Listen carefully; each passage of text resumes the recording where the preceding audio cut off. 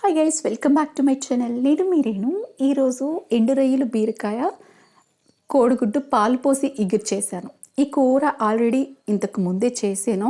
అది వీడియో తీసి మన ఛానల్లో అప్లోడ్ కూడా చేశాను. ఆ వీడియో లింక్ ఈ వీడియో కింద ఇస్తాను, చూడండి ఇంట్రెస్ట్ ఉండేవాళ్ళు. ఎవరికైతే డ్రై సీ ఫుడ్ ఇష్టం ఉంటుందో అలాంటి వాళ్ళు ట్రై చేయండి. మీకు ఎలా వచ్చిందో, నచ్చిందా లేదో కూడా నాకు కామెంట్ చేయండి. టేస్ట్ చాలా బాగుంటుంది. ఈ ఫిష్ తినే వాళ్ళకి మాత్రమే.